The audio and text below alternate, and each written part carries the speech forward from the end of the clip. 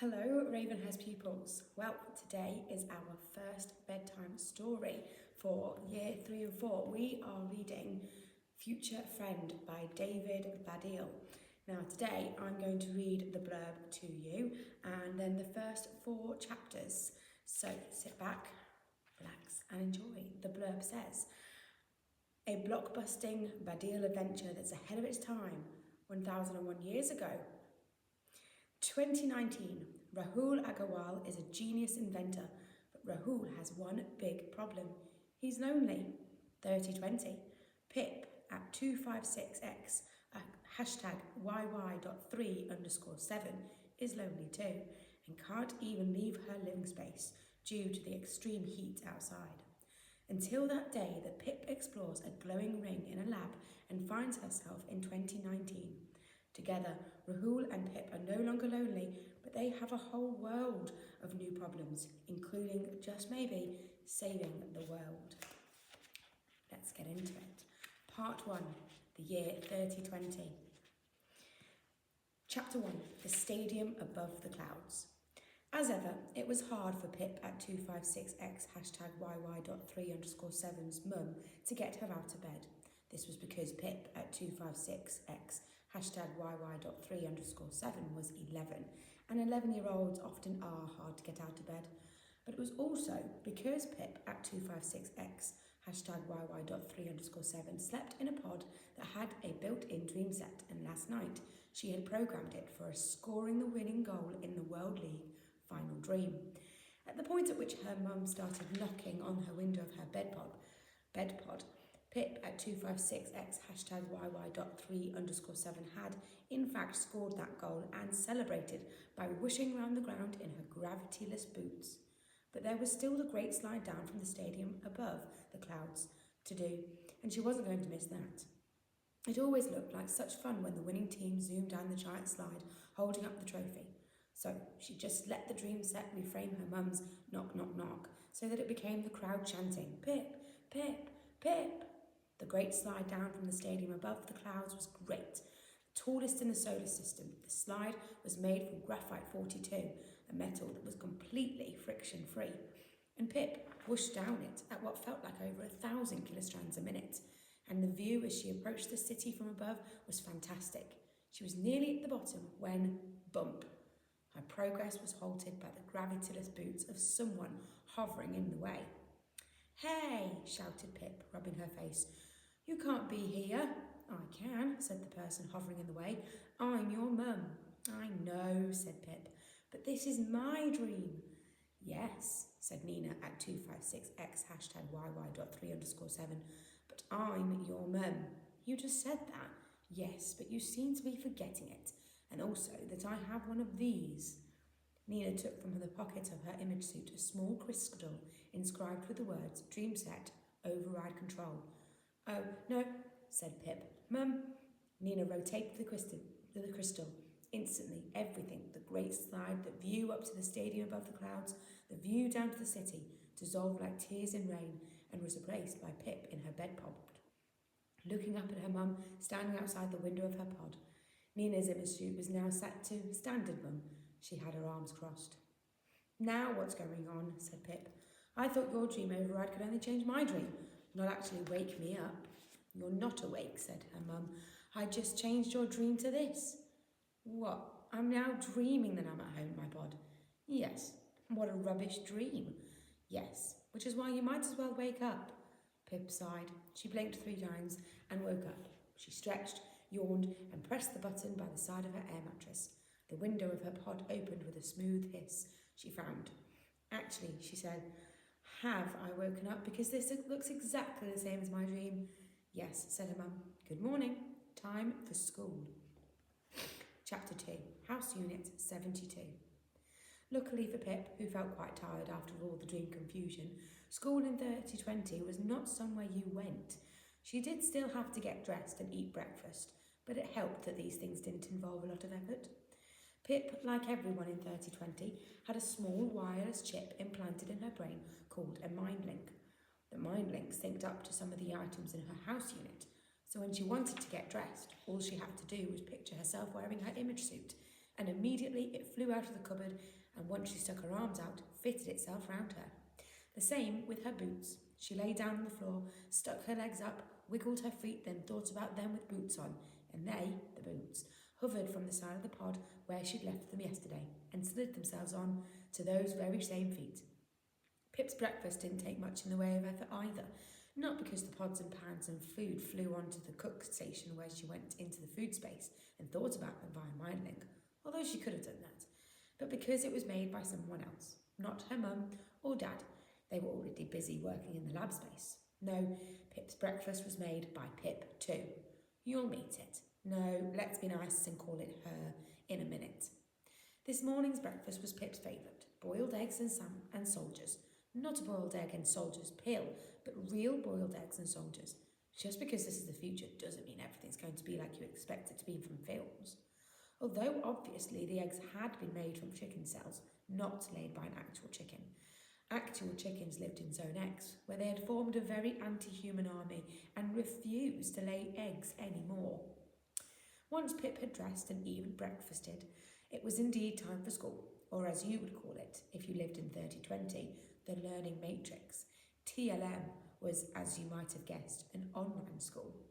I know you might think that you do a lot of things online, but in 3020, everything happens online. This is partly because in the future, computers are more advanced, but also because almost no one goes outside in 3020. It's too hot, or in some places too flooded.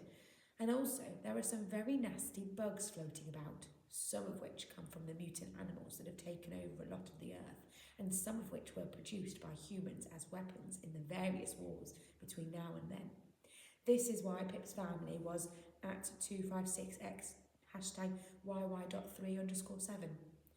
With nearly all communication outside the house unit happening by computer, normal surnames had been replaced a long time ago with an online address.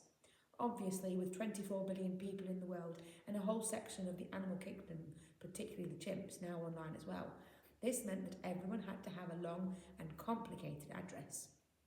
To start today's lesson, Pip sat in her house unit's main space and reached for her G glasses.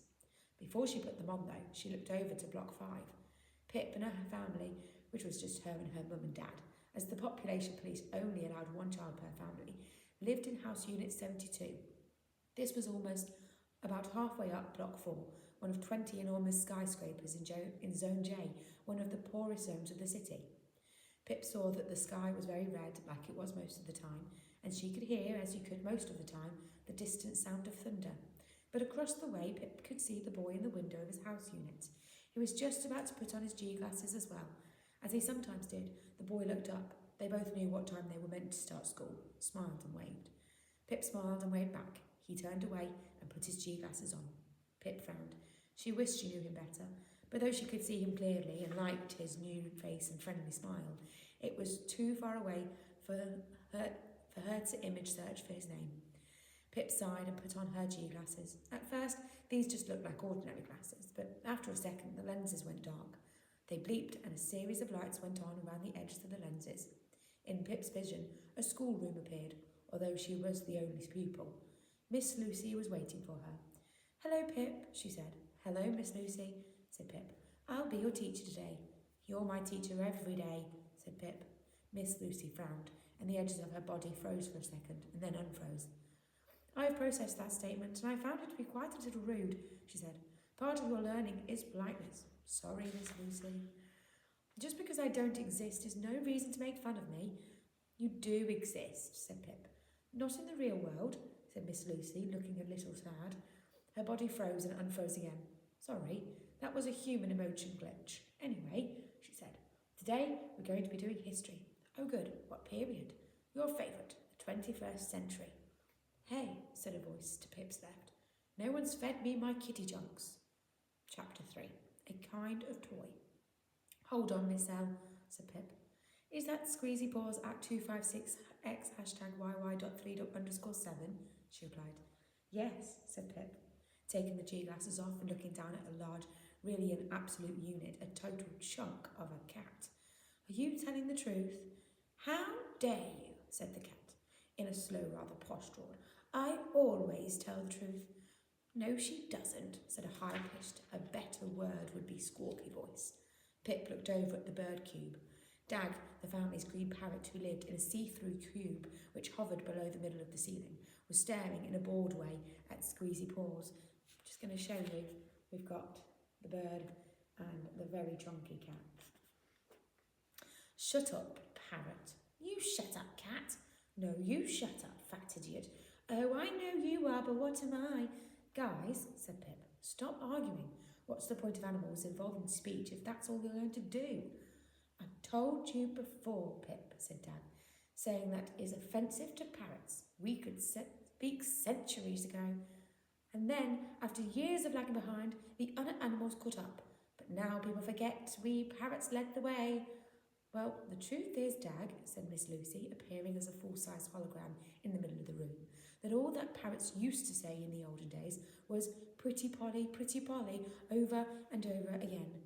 That's all we thought we were saying, muttered Dag darkly. This is all fascinating, said Squeezy Paws. But meanwhile, who's going to feed me? Not me, said Dag. I can't leave this cube, can I? It's a prison, I tell you, for a bird. I should be able to fly. That's what birds do. Dag, said Pip with a sigh. You know it wouldn't be safe. The air filters would suck you in and you'd be... Yes, I know, said Dag. I'm still hungry here, said Squeezy Paws. I'll do it, said Pip too. I'll feed you. Oh, okay, thanks too. No problem, said Pip too, scooping up the enormous cat and taking her out of the room. Ouch, be careful with those robo-clone hands. They're pokey, said Squeezy Paws. Sorry, said Pip too, as they left the main space. The cat's right. Someone needs to download some new software for that thing, said Dag after they'd gone. It spilled my seed tray yesterday.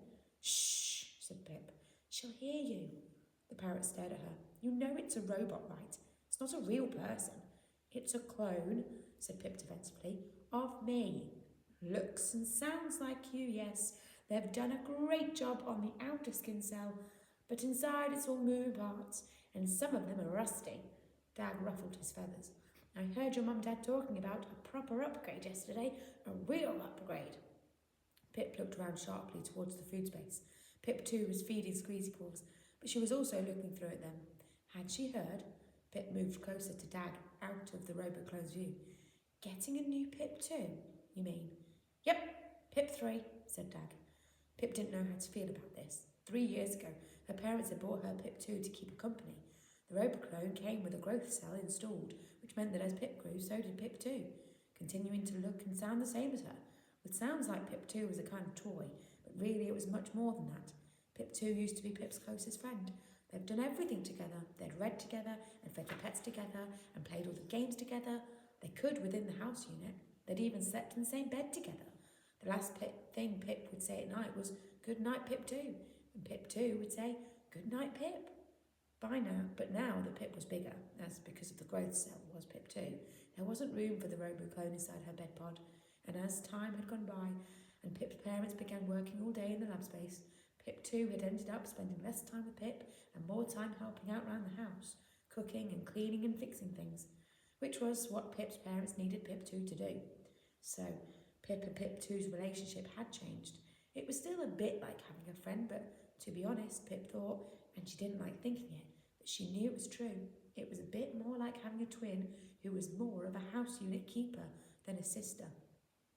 Plus, Pip's mum and dad didn't have much in their crypto coin account anymore, and so some of the updates and fixes needed to keep Pip 2 from glitching had recently not been done.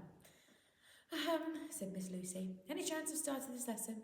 I mean, I know I'm only a hologram, which means yes, I don't have a home to go to or anything, but still, I think we should get cracking. Chapter 4. Any questions? Sorry, said Pip, putting her G-glasses back on. Thank you, said Miss Lucy, disappearing from the real room and reappearing in the virtual schoolroom. So, the 21st century. She lifted her hand and a hover screen appeared.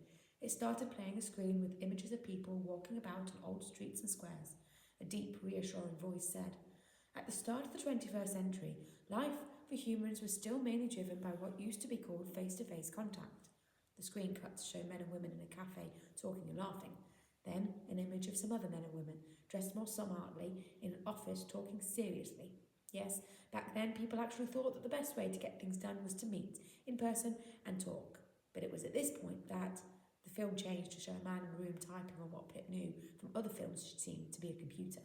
Even though computers in 3020 didn't look anything like that anymore, they didn't have keyboards and screens in 3020.